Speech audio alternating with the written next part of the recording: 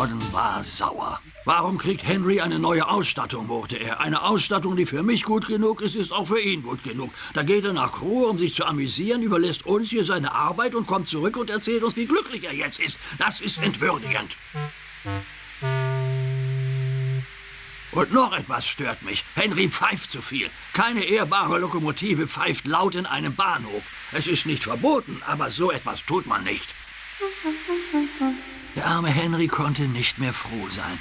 »Mach dir nichts draus«, flüsterte Percy. »Ich freue mich, dass du wieder da bist. Mir gefällt dein Pfeifen.« »Auf Wiedersehen, Henry«, rief Gordon. »Wir freuen uns, dass du wieder da bist, aber vergiss nicht, was ich gesagt habe.« Später hielt Henry an Edwards Bahnhof.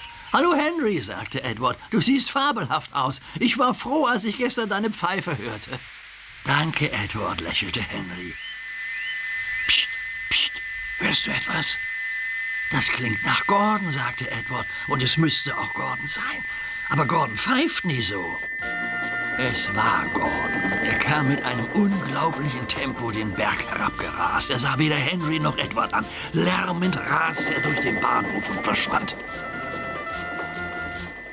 »Tja«, sagte Edward. »Es ist nicht verboten«, kicherte Henry, »aber man tut so etwas nicht.« Und er erzählte Edward, was Gordon gesagt hatte.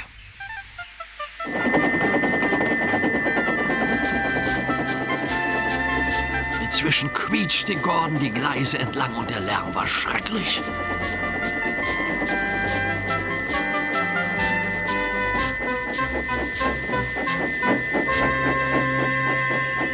Am Bahnhof hielten sich alle die Ohren zu. Der dicke Kontrolleur hielt sich auch die Ohren zu. »Bringt ihn weg«, schimpfte er, »und macht diesem Lärm ein Ende.«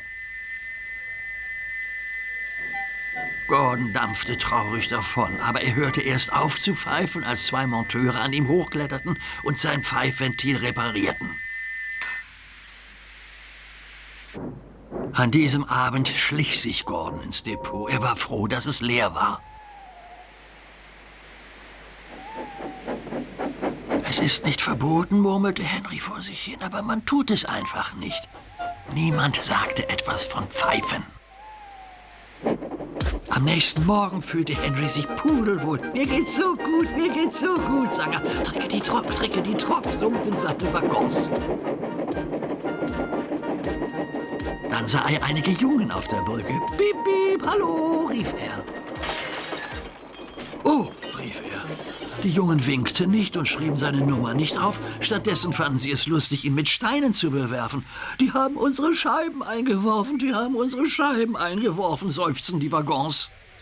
Die Fahrgäste waren nicht verletzt, aber sie waren böse. »Holt die Polizei!« »Nein«, sagte der Lokomotivführer, »überlasst das Henry und mir.« »Was wollt ihr machen?«, fragten sie. »Könnt ihr ein Geheimnis für euch behalten?« »Ja, ja.« »Also gut«, sagte der Lokomotivführer. »Henry niest diese Jungen jetzt an.«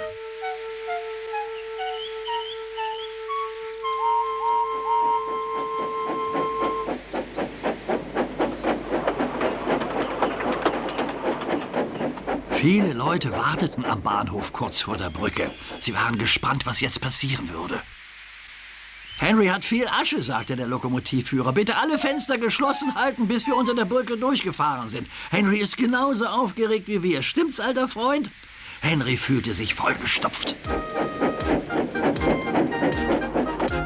Bald konnten sie die Jungen sehen und die hatten wieder Steine in den Händen. »Bist du bereit, Henry?«, sagte sein Lokomotivführer. »Niese ganz kräftig, wenn ich es dir sage.« Jetzt sagte er.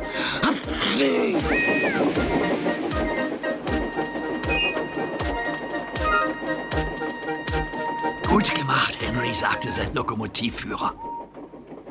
Sehr mit sich zufrieden fuhr Henry nach Hause. Er hatte mit einer Pfeife und einem Niesen Gordon und den dummen Jungen eine Lektion erteilt.